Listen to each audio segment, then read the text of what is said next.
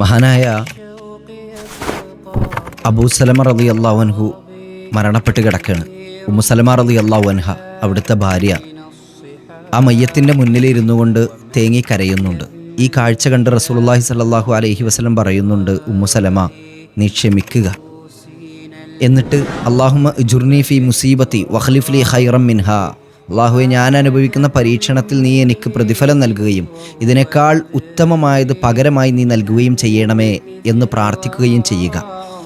ഉമ്മുസലമ റളിയല്ലാഹു അൻഹ പറയുന്നുണ്ട്, പ്രവാചകൻ എന്നോട് പ്രാർത്ഥിക്കാൻ ആവശ്യപ്പെട്ടതുകൊണ്ട് മാത്രമാണ് ഞാൻ അങ്ങനെ പ്രാർത്ഥിക്കുന്നത്, അല്ലെങ്കിൽ ഞാൻ അതെന്തിനു പ്രാർത്ഥിക്കണം എന്നാണ്.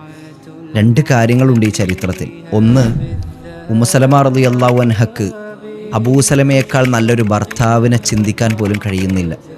നിങ്ങളൊന്ന് ആലോചിച്ച് നോക്കൂ, എന്തായിരിക്കും ആ ജീവിതം എന്ന് പറയുന്നത്. ഒരു ഭാര്യയ്ക്ക് ആ സ്ഥാനത്ത് വേറൊരു ഭർത്താവിനെ ചിന്തിക്കാൻ പറ്റുന്നില്ല. അത്രയും നല്ല രീതിയിലായിരിക്കും അവർ മുന്നോട്ട് പോയിട്ടുണ്ടാവുക. രണ്ടാമത്തത്, ആ പ്രാർത്ഥനയ്ക്ക് ശേഷം പിന്നീട് അത് ജീവിതത്തിൽ അച്ചട്ട് പുലരാണ്. ഉമ്മുസലമ റളിയല്ലാഹു അൻഹയുടെ ജീവിതത്തിലേക്ക് പിന്നെ വരുന്നത് ആരാന്നറിയോ? റസൂലുള്ളാഹി സ്വല്ലല്ലാഹു അലൈഹി വസല്ലമയാണ് ഭർത്താവായിട്ട് വരുന്നത്. അതായത് പരീക്ഷണത്തിൽ ക്ഷമിക്കുന്നതിനുള്ള പ്രതിഫലം നൽകണമേ, ഉത്തമമായത് പകരമായി നൽകണമേ എന്ന് പരീക്ഷണ ഘട്ടങ്ങളിൽ പ്രാർത്ഥിച്ചാൽ നിലവിൽ അനുഭവിക്കുന്ന പ്രയാസങ്ങളെക്കാൾ നല്ല ഒരു അവസ്ഥ അല്ലാഹു തആല പകരമായി നൽകും എന്ന കാര്യം തീർച്ചയാണ്.